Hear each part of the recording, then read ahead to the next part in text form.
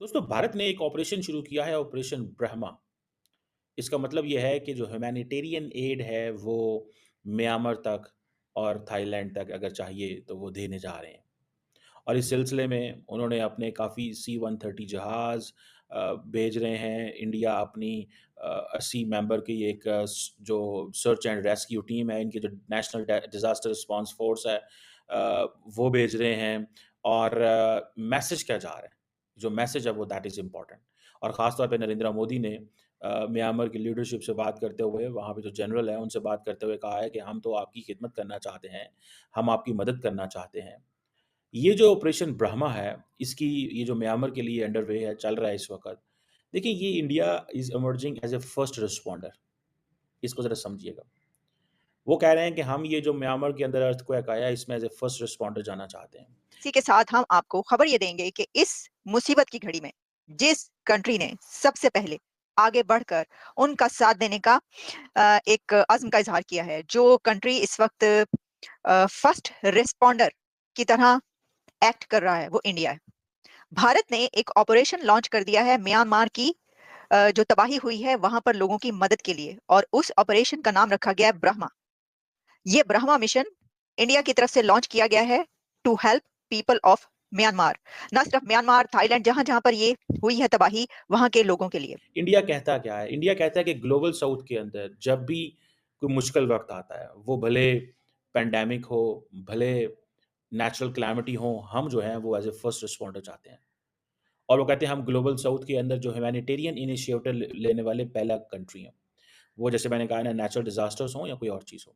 और इंडिया बार-बार international community को एक ही बात बता रहा है, we are the first responder, we are the first responder and they are reaching. अब फॉर एग्ज़ाम्पल म्यांमार के अंदर ये थाईलैंड के अंदर भी सुनने में आया था कि ज़लज़ला आया जो, कोई एक मुल्क भी इस खित्ते का नहीं बोला। और अगर बोला है, तो अभी तक पता नहीं चला। इंडिया ने पब्लिक डिप्लोमेसी के अंदर इसको लीड किया है। अब हो सकता है चाइनीज़ भी ज़ाहिर बात है म्यांमार में एड सपोर्ट भेजेंगे, लेकिन उसको लीड कौन करेगा? उसको दुनिया के सामने पेश कौन कर रहा है? डिजिटली डॉक्टर जयशंकर जो हैं, वो अपने सोशल मीडिया पेजेज़ के ऊपर उसको हाइलाइट कर रहे हैं। इंडियन गवर्नमेंट, इंडियन मीडिया, उन्होंने इस वक़्त कोई काम नहीं कर रहे, वो सिर्फ़ एक ही काम कर रहे हैं, वो दुनिया को ये बता रहे हैं कि जनाब इंडिया स्टैंड्स टॉल इन ह्यूमैनिटेरियन एड। और हम जनाब ये म्यांमार में अर्थक्वेक आया और हम सबसे पहले पहुँचेंगे। खित्ते में जहाँ भी नेचुरल कैलामिटी आएगी, हम सबसे पहले पहुँचेंगे। हम रिलीफ मटीरियल लेके जाएँगे, ब्लैंकेट्स लेके जाएँगे, टेंट्स लेके जाएँगे, स्लीपिंग बैग्स लेके जाएँगे, फूड पैकेट्स लेके जाएँगे, हाइजीन किट्स लेके जाएँगे, generators, medicines, whatever is required in Yangon at the moment, India is emerging as a first responder. और वो पता है क्या नारा लगाते हैं? वो कहते हैं कि हम हैं basically those who believe in, वो उनका एक है वसुदेविया कुटुम्बकम, ठीक है जी? कि ये बेसिकली वो कहते हैं हम इस पे बिलीव करते हैं। सबसे पहले, सबसे बड़ा कंट्री जो एड वहाँ पर भेजने के लिए सामने आया है, फर्स्ट रिस्पॉन्डर के तौर पर वो है इंडिया।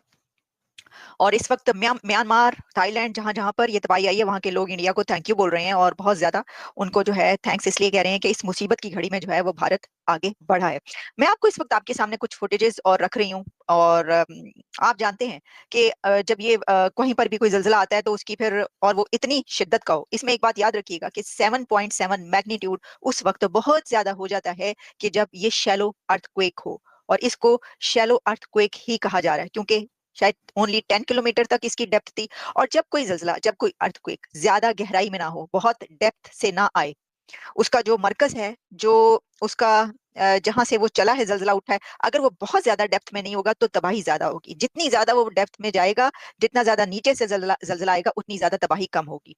तो इसलिए जो शैलो अर्थक्वेक्स होते हैं, वो बहुत ज़्यादा तबाही लाते हैं और ये तो बहुत ज़्यादा, बहुत ही ऊपरी सतह से ये आया है, तो इसलिए ये तबाही बहुत ज़्यादा लेकर आया है। जो सर्वे किए गए हैं, उसके मुताबिक ये कहा जा रहा है कि 7.7 इसको रिकॉर्ड किया गया और इसकी गहराई 10 किलोमीटर थी।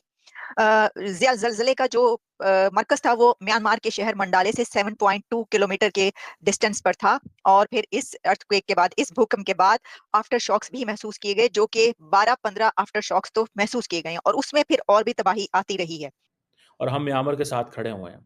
आप देखें कि जो विक्रम मिश्री हैं, वो नेबरहुड फर्स्ट के हैशटैग चला रहे हैं, फर्स्ट रिस्पॉन्डर के हैशटैग चला रहे हैं, ऑपरेशन ब्रह्मा जो है उसके हैशटैग चला रहे हैं। तो आप यहाँ से अंदाज़ा लगा लें कि that how much for Indian government, this operation is important because they do understand that there is a sizable presence of Chinese in Myanmar. तो कैसे, that's how you mold, you try to convince. ये अभी ये जो C-130 जहाज जा रहे हैं, ठीक है, ये obviously it will have an impact on the mindset of, आप देखिए ना, उनके लिए, इंडिया के लिए तो नेबरिंग कंट्री है। पाकिस्तान तो सोच भी नहीं सकता कि हमने कोई एक जहाज भी भेजना है वहाँ पे। हमारा फोकस तो ज़ाहिर बात है और चीज़ों में। सो हम तो नहीं इन चीज़ों में देखते हैं कि जी, जैसे वो कहते हैं ना कि हमें ये करना है, क्योंकि वो कहते हैं ये पाकिस्तान कहते हैं ये डोमेन ही नहीं है, ये एरिया ऑफ इंटरेस्ट ही नहीं है। इंडिया को आसियान का भी मसला है कि आसियान भी इस खित्ते में है। इंडिया कहता है जी मैंने तो अपनी जो हाईवे बनानी है वो भी म्यांमार से, एंड मैंने खित्ते साउथ ईस्ट एशिया में कनेक्ट करना है। ठीक है जी।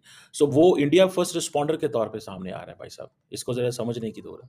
और वो कहते हैं कि वो कहते हैं we are responding as a leading power. ये मैं नहीं कह रहा, ये इंडिया की मिनिस्ट्री ऑफ एक्सटर्नल अफेयर, ये वो कहते हैं। वो पूरे का पूरा अपना पैगाम देते हैं कि जो हमारा फर्स्ट रिस्पॉन्डर का जो कॉन्सेप्ट है, वो हमारी कैपेबिलिटी है, हमारी विलिंगनेस है कि हम लीडिंग पावर हैं। यानी कि हम कैपेबल हैं, मीन्स कि हमारे पास रिसोर्सेज़ हैं। दूसरा हमारी विलिंगनेस है। और देखिए, मैं आपको बात बताता हूँ कि हमारे कहते हैं ना कि जब लोगों के पास रिसोर्सेज़ आते हैं, people get well off, they really want to do something. But अब जैसे फॉर एग्ज़ाम्पल अमेरिकन्स हैं, अमेरिकन्स के तो खैर म्यांमार से अच्छे ताल्लुकात नहीं हैं, लेकिन वो किसी ऐसा इलाका है जहाँ पे अमेरिका की फ़ौज मौजूद होगी, तो वो वहाँ पे जाके चीज़ें ठीक करेंगे। अभी जब पाकिस्तान में आई थिंक ज़लज़ला आया था कि अर्थक्वेक नहीं, वो फ्लड्स आए थे, तो पाकिस्तान ने स्पेसिफ़िकली, मुझे याद है, आई थिंक जनरल बाजवा ने ये कहा था कि जनाब, ये जो हम अमेरिकन से कहते हैं कि वो हमारी मदद करें। आई थिंक फिर सेंटकॉम ने हमारी कोई सपोर्ट की थी। इस तरह बाकी दुनिया ने भी मदद की थी फ्लड्स में, लेकिन वो भी एक था। आई थिंक इंडिया ने भी कहा कि हम आपको भेजना चाहते हैं कुछ रिलीफ़, पाकिस्तान ने नो कर दिया, या कुछ इस तरह की चीज़ थी। अब इंडिया जो है वो अपने आप को डेमोन्स्ट्रेट कर रहा है कि हमारी एक कमिटमेंट है, एंड ये हमारी कमिटमेंट है, हम रिस्पॉन्सिबल हैं, and we want to be an active player in international order. So वो कहते हैं हमारा इसमें कोई सेल्फ इंटरेस्ट नहीं है, दिस इज़ नॉट द, सो इसमें ये इंडिया अपनी पावर प्रोजेक्शन कर रहा है। इसको आप दूसरे लफ्ज़ों में कह लें, ये सॉफ्ट पावर है, ठीक है जी। और इस चीज़ के अंदर अब ये जो नेचुरल कैटास्ट्रॉफ़ी है, या इस तरह के जो मसले-मसाइल आ जाते हैं, बेसिकली फाइनेंशियल शॉक आ जाते हैं, इंटरनेट डिसरप्शंस आ जाती हैं, और बहुत सारी ऐसी चीज़ें हैं। तो वहाँ पे इंडिया कहता है जी कि हम पहुँचेंगे, और इंडियन इकोनॉमी वो कहते हैं अब इस काबिल हो चुकी हुई है कि हम पहुँच सकते हैं। इंडिया की ये फॉरेन पॉलिसी की डायमेंशन है, और फॉरेन पॉलिसी की जो डायमेंशन है, that is to, you know to aspire to be a leading power. ये वो ओपनली कहते हैं। अच्छा, Chinese on the contrary they have a different view. They don't explain things और they don't do things that way. So वो कहते हैं जी कि हम लीडिंग पावर भी बनना चाहते हैं, ठीक है जी, other than being a balancing power. So हम बैलेंसिंग पावर